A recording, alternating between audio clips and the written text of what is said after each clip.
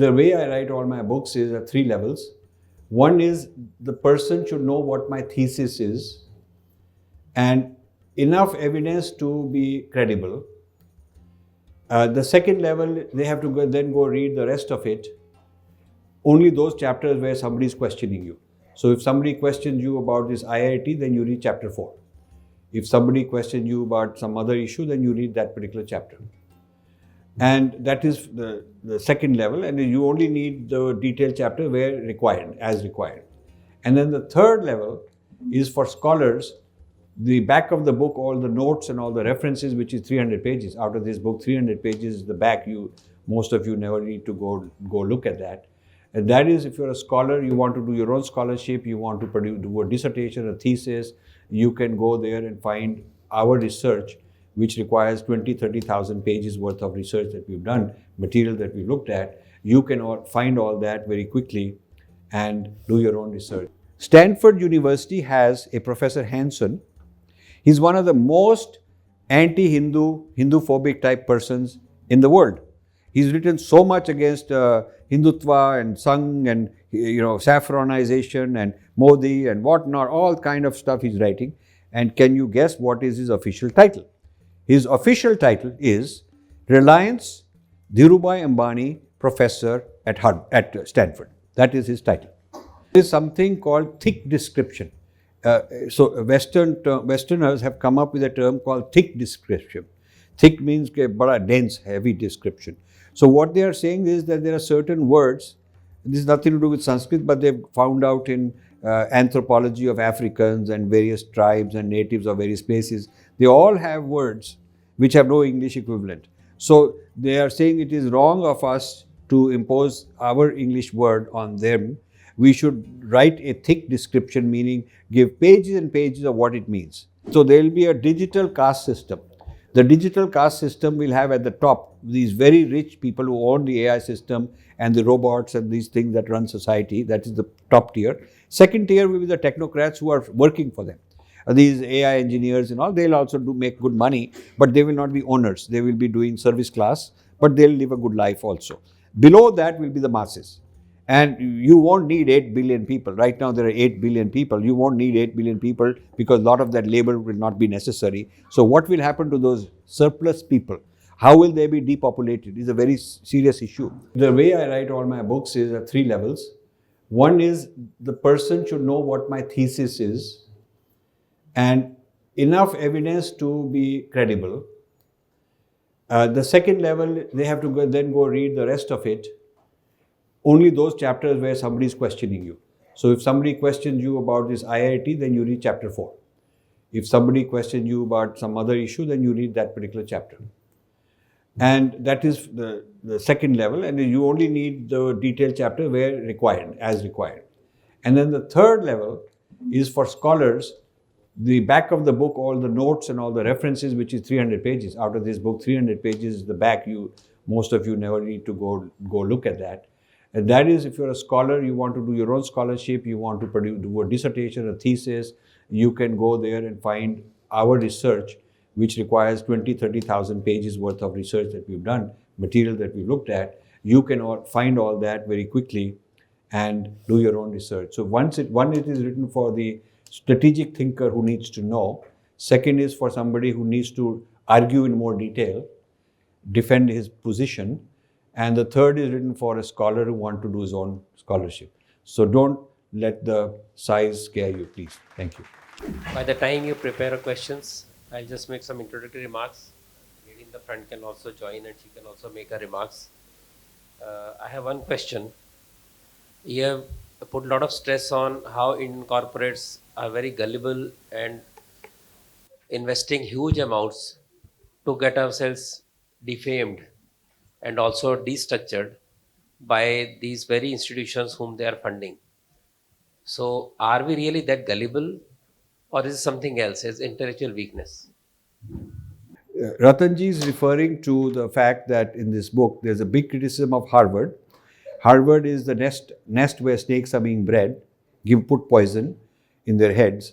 So this is a whole new kind of theory like this anti-IIT I told you about, and a lot of these theories which are mentioned in this book which is a new Siddhant. It's a Harvard Siddhant on India, Harvard social theory on India, which is being developed very big way. And then it is exported to all the universities in America, applied to the Indian diaspora and policy making. Church uses it. When you wonder why is BBC writing, those BBC journalists were trained here in Harvard. Why is Wall Street Journal writing this? Why is they're all trained in the Newman Center of Media at Harvard. They're trained in Harvard Kennedy School, so like that. So the implications are that once they're trained and all these people go into government, policy making, church and think tanks and all that, then they're training people from India. IAS people from India go to Harvard and get trained and come back. In fact, when I launched this book, many people were there. They said, you are absolutely right. We've come from the Indian government. We've been sent here with a lot of money paid and all that to get training from Harvard. And this is what they're writing about our country. So this is very strange that we have not taken note of it. So then all this is coming back to India and it's going to places like Ashoka University, Kriya University, Godrej Labs, Azim Premji, a whole lot of these. TIS in Bombay is very aligned with this kind of American social theory, back and forth. So you see, the implications are not just local. What starts at Harvard becomes global. And it also influences World Economic Forum in a big way.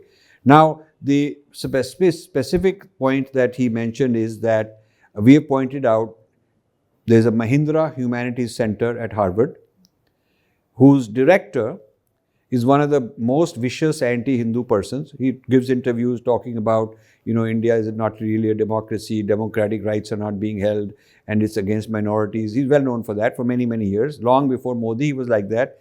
Most of his life, 30, 40 years, he's been writing like that. And then there is a Lakshmi Mittal and Family Institute of South Asia Studies, and its head is also facilitating these kind of things. They are facilitating, is very clever. They will be very polite and diplomatic, but they are bringing such scholars to say these things. And then there is a Piramal Center. Ajay Piramal has given money. The Tatas have given money. Bajaj has given money. So what he's referring to is the question that we have asked in this book. Why are Indian billionaires funding negative things in Harvard about our own country when in India they are Desh Bhakt, but overseas why are they funding all this? So I don't know the answer because I haven't looked into their life detail why they're doing it, but I'll give you 4 or 5 possible reasons.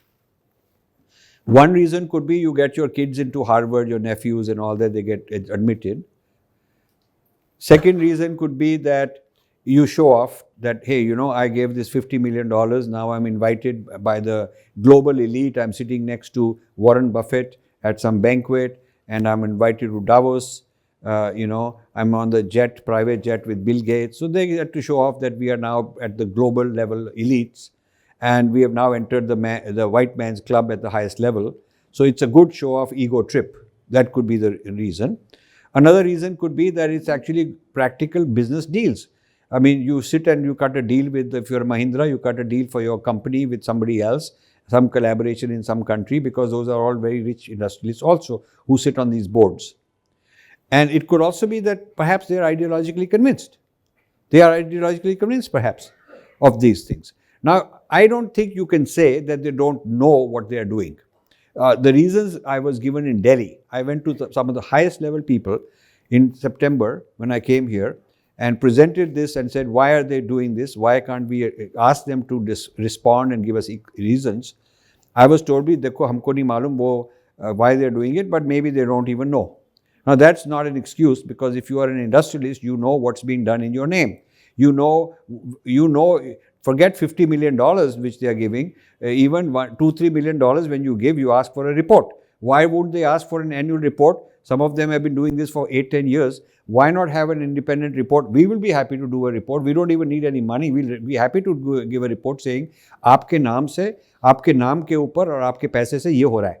With your name and with your family name and money, this is what's being done. They have not asked for it. So now I'm here looking for appointment and I haven't gotten a single appointment. So now you could say, why are you going public? Why don't you tell them privately? Arey bhaiya, you have to be available. We've tried very hard. We've tried very hard to get private appointments. If they're not interested because they're hiding or whatever the reason may be, maybe they're genuinely too busy, then we have to go public. So that's what we are doing. Now, One of the things that you have to keep in mind is that some of these billionaires are trying to get good rating in ESG. I don't know, many of you know what is ESG: environment, societal and governance. The world, all the companies are being rated based on how good they are on an index. Good for environment, good for society. Society is things like social justice, human rights. Do you have enough minorities? These kind of things. So if their rating is good, then you will get more investment, foreign investment. If your rating is not good, you will get lower investment. So now they've lowered the ESG rating of Adani, for example, because they want to target him. So some of these people want good ESG rating, and one way you get good ESG rating is you give them money. You give these people money. This is an indirect way to feed all these kind of people so that they'll give you good ESG rating, they leave you alone. It could be that is what the motive is. So whatever the motive is, I think this is not a simple matter. This is a very serious matter. The billionaires should come out and give a reason. Why not give a reason? Now, Chinese billionaires are also investing, but they are investing in STEM education: science, technology, engineering, medicine. They are not investing to let Harvard teach about what happens in Uyghur Muslims, what happens to Tibetans, is there social justice, do they have human rights, is there democracy. China says that's none of your business. You better not teach that. We don't want you to teach that. So they are giving money, number one, to get technology, which is smart. Number two, as to suppress them from criticizing China too much. This is very smart. Our people are not doing that. Now, one final example: Harvard is not the only culprit. Stanford University has a Professor Hansen. He's one of the most anti-Hindu, Hindu-phobic type persons in the world. He's written so much against Hindutva and Sangh and saffronization and Modi and whatnot, all kind of stuff he's writing. And can you guess what is his official title? His official title is Reliance Dhirubhai Ambani Professor at Stanford. That is his title. So Mukesh Ambani's father's name on his business card and his company name are the ticket by which these people go around the world talking. They get appointments. Everybody opens up because they say, "Arey wah, Reliance Dhirubhai Ambani Professor, to badi baat hai, usko de do." Niti Aayog invites them. These people, they're invited all over to these conferences. जो दिल्ली में सारी conclaves होती रहती है, ये लोग आते रहते हैं. इस तरह के लोगों को बहुत भाव दिया गया है. Okay, a person like me cannot speak because it will be too controversial, but because I'm going to criticize them. But these people are welcome. They are considered very big celebrities because the Indian billionaires have given them credibility. So I would say shame on them. Okay, I'm Neeta Ganguly. I'm an educator, I'm a climate reality leader, and I'm an author. I write children's book on environment issues. So Ravindraji has invited me, and I started reading the book, and I told him about the book, and he says he's coming to Bombay. I said, please don't forget to call me. And that's my husband over here, Jenu Ganguly. So, there are so many questions, like I was telling you, as an educator, when I take teachers training programs, and I'm basically a biology teacher, so I talk about science and teaching how to teach science in a kind of aesthetic way. But whenever I take my presentation, I always start with our traditional ancient education system, because we are not actually doing that. We are teaching a very so-called modern, we want to go to the Gurukul, but only by painting it on the walls, but we are not really following the system. So when I ask a simple question when I start with is that in 1303, what was the percentage of literacy in Europe? And most people, teachers, they start with 50%, 70%, when it was only 5%. And 5000 BC, we were a literate country.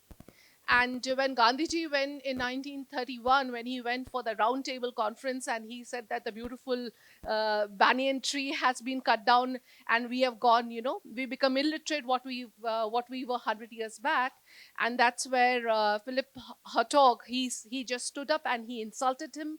And he said that either you prove it, whatever you said, you prove it, or you apologize. So he had to ask Mr. Sri Dharampal to, find out the details. And what is happening now, and what used to not happen, is Dharampal had to go to London to find out the details about our country because we didn't have it. And that's what it is. Documentation is so important, what you're talking about, because when he found out that in the presidency of Bengal, there were like lakhs of schools. If you talk, because that was undivided Bengal and undivided Madras and undivided Bombay, which you talk about. In Madras, it's like there was no village without a school. And in Bombay, the presidency of Bombay, it's like 100 people and there's a school. 100 people and there was a school. And we talk about teachers. If you want 100% literacy, everybody's not a Brahmin there, right? So if there were teachers, there were 7 to 48% were Brahmins, the rest were all from other caste. And when I say caste, I'm wrong, because there was no caste. Caste is something which has been imposed on us because it was Varna. It's a question of what job you do, accordingly you were the same. So all these things are not known to the teachers. And then here we are talking about and teaching about science and maths and social studies. And very rightly you said that, the social science we are teaching is a social science of the West. But it is supposed to be social science, our social science. We are not teaching that. And therefore, do you think, my question to you is, because we are teaching the distorted social science and not the Vedic social science, which you're saying we need to talk about, do you think we are producing more and more Jaichands? Yes, of course we are. And I give many examples of the Jaichands we are producing. I name them. I'm not afraid to name them in this book. Thank you very much for your comment. Wonderful. Hello, sir. I'm Manav Sarya. I'm a student. Actually, I had a question, sir. When I was listening to you, I actually noticed one pattern. Like the way you talked about Ravana, they are centralizing all of the hate into one thing. Like for example, when you talked about racism being similarized to casteism, like racism is now casteism. What I could even understand was that they are trying to tell that this is evil and this is similar, so even that is evil. And exactly, they are not making it into a separate entity. They are decentralizing and centralizing it together. If understanding what I'm trying to ask, what I mean is that how do we fight something which is making everything similar? He's black, so now that's a caste also, that's a race also. He's a Dalit, so that's a caste also, that's a race also. How do you fight when everything is becoming one and the same? Well, basically what I'm getting as your question, I'm not sure I understand it, but let me try. What I'm getting as your question is that they are mapping our categories onto their categories, and it is not correct. And so what the answer is that we should first say there is no caste in our tradition, there is Varna and Jati. First. Second, you should say Varna and Jati are not translatable into caste or into any other word. It's a non-translatable. And third is, we'll now teach you what it is. So once you've captured the attention of the person, who you're dealing with, if he's an intelligent person, you are saying, okay, please let me tell you what is Varna and what is Jati. We have written that in simple terms, 150 pages. So everybody can understand this toolkit and talk about it. That is how we have to train a large number of people who are talking back on our own terms, using our own Siddhanta, using our experience of society, not copying the West. Thank you. Namaskar, sir. I'm Gargi. Yeah, I very much agree with you that there are so many words in Sanskrit which we cannot translate. But then the question is, how do we communicate with the other side, with the foreigners? And then do we make then Sanskrit should be compulsory? Because in another language, then what is the words? So there is something called thick description. So Westerners have come up with a term called thick description. Thick means bada dense, heavy description. So what they are saying is that there are certain words, this has nothing to do with Sanskrit, but they've found out in anthropology of Africans and various tribes and natives of various places, they all have words which have no English equivalent. So they are saying it is wrong of us to impose our English word on them. We should write a thick description, meaning give pages and pages of what it means. Pages and pages of dharma you have to describe now what is dharma in long way. Now, for example, yoga. Yoga is not prayer, yoga is not exercise, yoga is not gymnastics. So what the heck is it? It is yoga. So now you have to teach. Now this means that you want to learn. I'll be the teacher. I will teach you. आपको हम योग सिखाएंगे. So this is how the non-translatability gives us control to be the teacher and educate them on what it means. The moment you translate it in one word for one word, then you are irrelevant. Your whole tradition is not needed. Because if dharma is religion, we already know what it means. We already have enough religion in our country, they will say. We don't need to know. Or if pran is breath, we know what breath is. We have enough doctors who figured out what is breath. Why do we need to know anything about pran? So you've made yourself irrelevant by translation. By not translating, you have thick description, and one word you have to describe in long. I tell people, you want to know Varna, read this book. It is not one word, but you read this book. Now, it puts them on the defensive. It gives me control of the discussion. That's the first step. To control the discussion in a debate is very important. I wanted to know, what are your views on why Western institutions are also attacking our leadership? Like George Soros is attacking Modi, and also like a big industrialist like Adani, which is now the backbone of not only our transportation industry but also India's electricity. And what do you think we should do about it? So this is all part. Here is the problem. Our problem is that nobody in the government, neither the Ministry of External Affairs nor Home Ministry nor any think tank, has done enough research before something happens. The reacting after it happens, Adani ko attack kiya ab log soch rahe hain. I don't want to disclose too much, but in September when we came, we launched this book, Snakes in the Ganga. I asked for a meeting with Mr. Adani personally, to his CA who knows him very well, whose wife is a friend of ours, and she said, I will get you the meeting. And I wanted to warn him. And I was told that he's too busy, so I wrote a two-page, inko ye bata do. I couldn't have that meeting. So you see, the thing is, when there is a BBC attack, then Jaichands goes and fires back. When there is some allegation against us, we go fire back against Modi or whatever. But the question to Jaichands would be, where is your think tank to anticipate it? Why we as a private organization, as a private person, I'm writing these books where we are anticipating sometimes months, sometimes years before something happens. The idea of research is to be able to anticipate. So you build a model which is not reactive, but build a model which can also be descriptive and proactive. So this is the problem. These issues are coming up. In fact, I would predict that these attacks against India and against Modi and against our government and our civilization are going to accelerate much more now. You should be prepared for that. And you see, we think it's America, France. A huge amount of the stuff is coming out of France. So, for instance, the French Ministry of External Affairs has a collaboration with Trivedi Center at Ashoka University. And the Trivedi Center at Ashoka University, with the influence of Christopher Jeffrey Lott, who is a very radically anti-Hindu person, is developing a database for artificial intelligence. They're developing a database on all the elections going on, from the panchayat to the top level of the central government.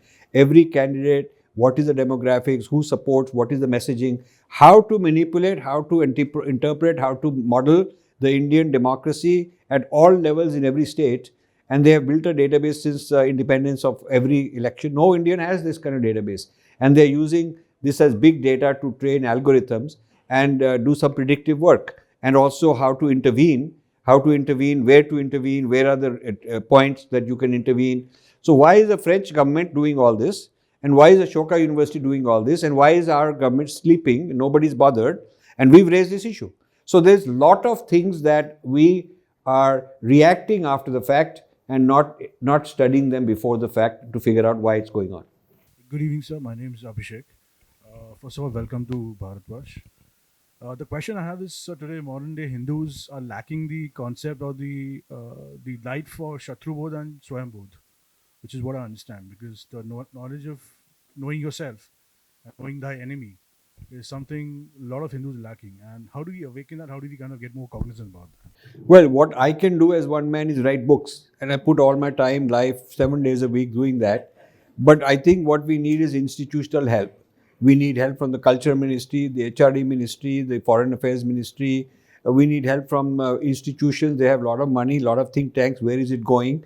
There's so many. I mean, we can only be held accountable for the resources that we are using, which is our own money only. We're not getting 1 rupee from anybody. Okay, so that's the state of affairs. And you have to ask this question to those who are controlling a large government machinery, lot of resources, whether they're in universities or think tanks or whatever. Gurus have a lot of resources, not just government.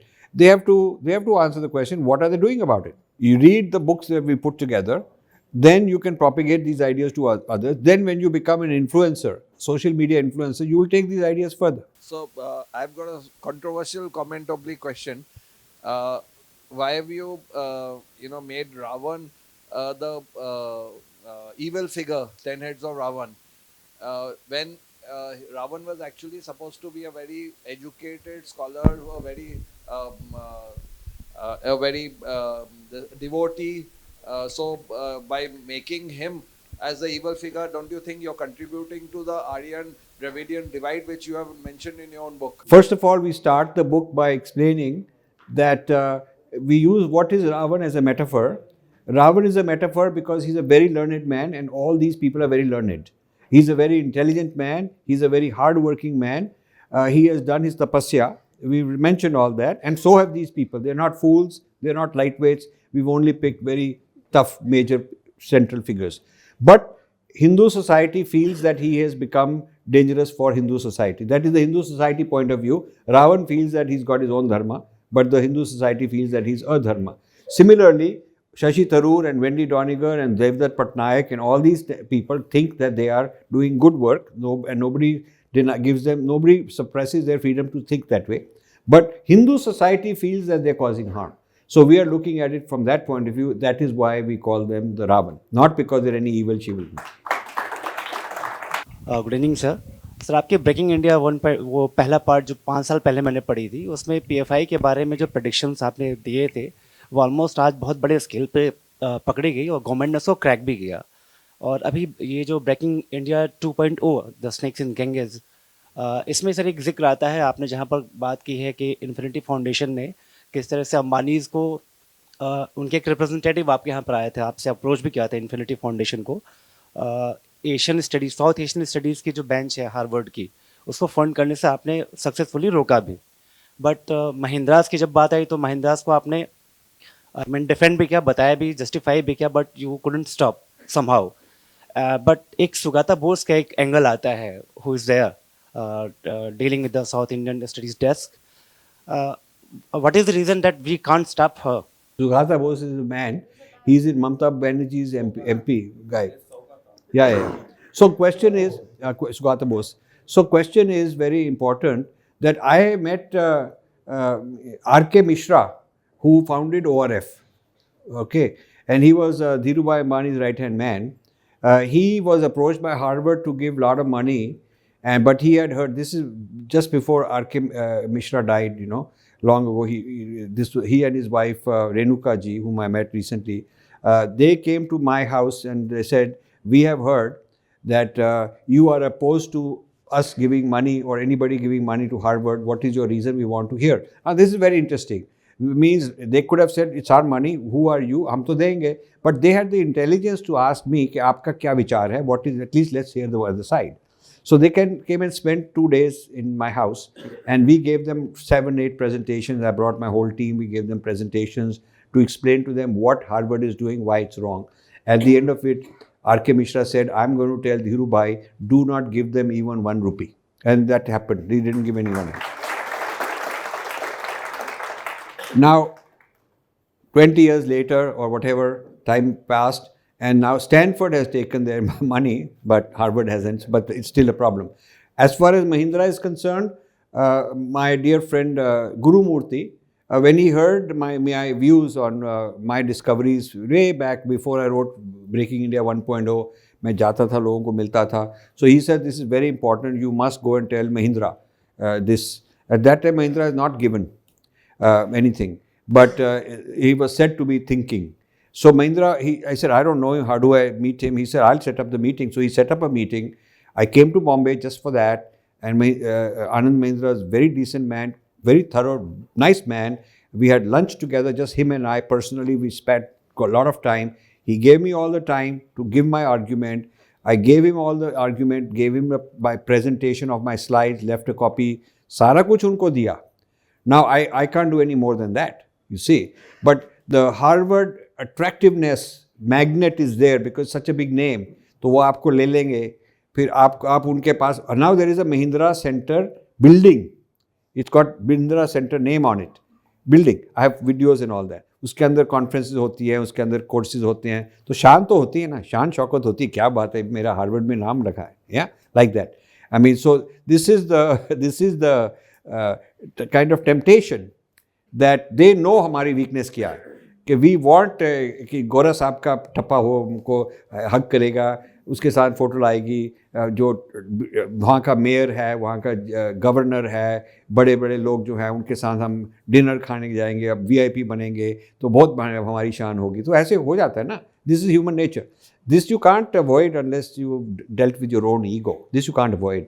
So that's how our people are. The westerners have figured out किसको कैसे पकड़ सकते हैं, किसको शान देंगे, किसको क्या अलग तरीके की ब्राइबिंग होती है, कैसे ला सकते हैं. That is what it is. After listening to you and knowing about your books, I intend to read all of them. But one thing which struck me is that there is a lot of knowledge which you want to send around so that people can argue their way out. But technology is today the biggest way to scale things, and the way that Chat GPT is today coming. I think everybody is going to go to Chat GPT to find out what is Hinduism, what is casteism, what is this. So isn't there you are a technology person yourself, that you could ensure that your views are the ones which get attracted and come into the Chat GPT? So I have a book there called Artificial Intelligence and the Future of Power, 5 Battlegrounds. This came out a couple of years ago, and that I have discussed all these things, how AI algorithms are moronizing people, making them dumb so that you are dependent. उसने Google देवता ने बोल दिया तो ठीक ही होगा.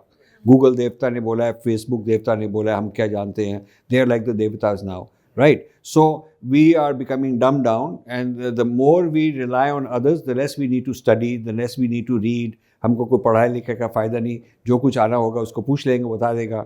So we are on autopilot. We are going on autopilot. Life is going autopilot. We are surrendering our free will. All these arguments I've given there. And I've argued that it was a bad idea for Jio to take big investment from Google and from Facebook and use their platform, because we are now dependent on their platform. We are promoting WhatsApp like anything. All that data goes to them. All that data goes to them. Whatever you are ordering, it goes to them. We don't have any operating system for the computers. We don't have any search engine. We don't have our own internet. We don't have a language model. This Chat GPT is called language model in AI. It's called language model. We don't have one. We don't have an AI engine. So इतने सारे platforms हैं जो हमारे पास हैं नहीं कोई. China has their own. China realized this 15 years ago, that this is going to be a problem to become dependent and addicted on American platforms. They do not want that. They made their own. India did not make its own. Now the irony is that India has the largest number of AI engineers. But हमने उनका दिमाग rent कर दिया, किराए पर दे दिया. अपना दिमाग, instead of using it to make our own technology, have patents, have our own intellectual property, हमने उनको गूगल को दे दिया कि गूगल लोग तुम इनको हायर करो और तुम्हारी टेक्नोलॉजी हो जाएगी. So the business model has been जुगाड़, which means के for $10,000 I'll hire a technical person and I will rent him out for 40,000. So I will make good profit and I will become a billionaire. They'll give me Padma Bhushan award and they will say तू तो बहुत ही great आदमी है. All I've done is hired labor and rented them out for more money. It's no different in principle than going to a poor village in Bihar, hiring some bricklayer for X and coming to Delhi and renting him out for 5X or 4X. And this bricklayer will also be very happy that in my village I'm sending back money, repatriation भेज रहा हूँ. Compared to other people are better off. मैं साहब की तरह pants कमीज डालता हूँ, मैं धोती वोती नहीं डालता, मैं अच्छा खाना खाता हूँ. Right? He will feel that way. Same as the tech engineer who made 10,000 here, now is making 40,000, but the middleman is making a lot of profit, right? So this model has been the model of India's technology for 25-30 years. I'm a tech guy. I've argued against NASCOM. I've argued against ministries. They don't want to hear it anymore. And even when they were about to get the investment from Google and sell out our future of AI to these people, I was arguing. But that's how it is. The jugaad, quick money, FDI, so that kind of craving is there. Whereas what I'm proposing will require long-term thinking. आप short-term sacrifice कीजिए, but you will end up owning the technology, and by 2027 to 2030, you could have a lot of good technology in our own platforms, but no fast money. You can't make fast money. So the question is, why aren't our industrialists and our government coming up with plans which are requiring long-term planning?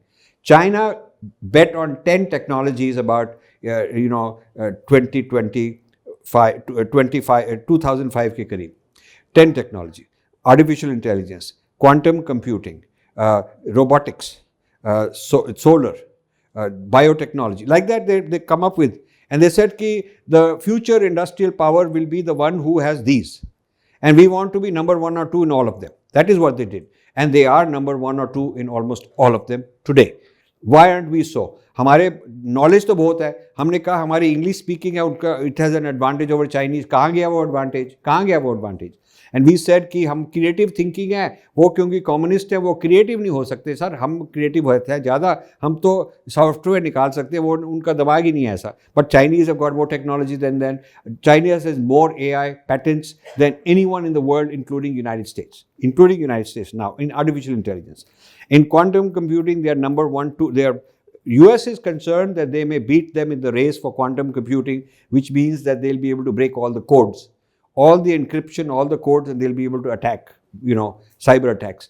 So this is a very serious thing. We have left, even today, we do not have a policy to invest in R&D. Do you know India's R&D as a percentage of GDP is one of the lowest in the world? As a percentage of GDP, US and China get about 3 times more R&D of their economy. We don't, because R&D is long term. But when we have all these billionaires, whether it is pharma industry में billionaires हैं, जो भी industry है जिसमें billionaires हैं, why aren't they being pressured to take a large chunk of their money, invest in the future technology that India will own, rather than renting out our brains? This is a policy issue. Myself, Musharraf Imam. My question is that in new national education policy, Harvard and lot of foreign institutes are welcomed in India to set up their own campus. What if they start propagating their anti-India or anti-national views in their own syllabus? So yes. So I'm against that policy. I have written about it. One of the serious NEP is very good for STEM. It's encouraging science, technology, engineering, medicine, वो तो ठीक है. But as far as liberal arts is concerned, they should be promoting Vedic liberal arts rather than Western liberal arts, and they are not differentiating.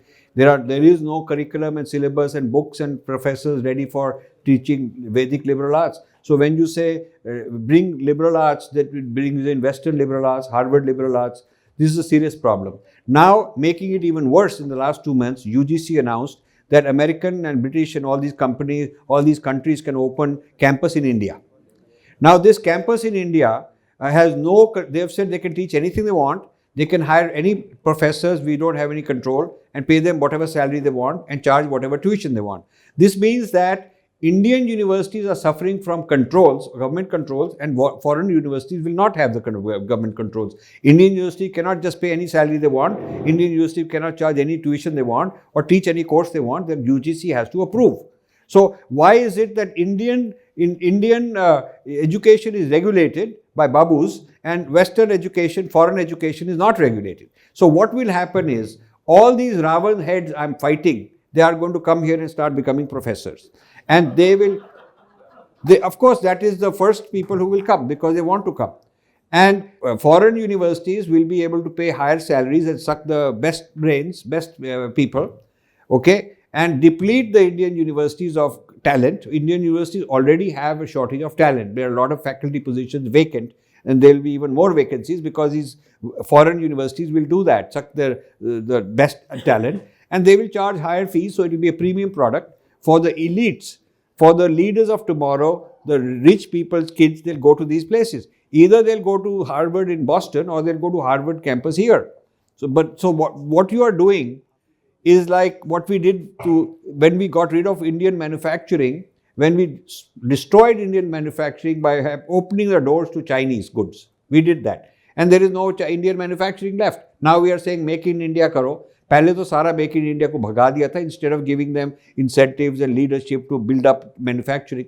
Same now what will happen is whatever condition the Indian education is in, whatever good bad it is in, it will get worse because the best talent and the best students and the tuition money will all gravitate towards these foreign universities, and they have no controls on what they are allowed to teach. This is quite a bad policy they have made. In fact, just a few days back, I tweeted an article about Deacon's University, Australia, which is the first to open a campus in India.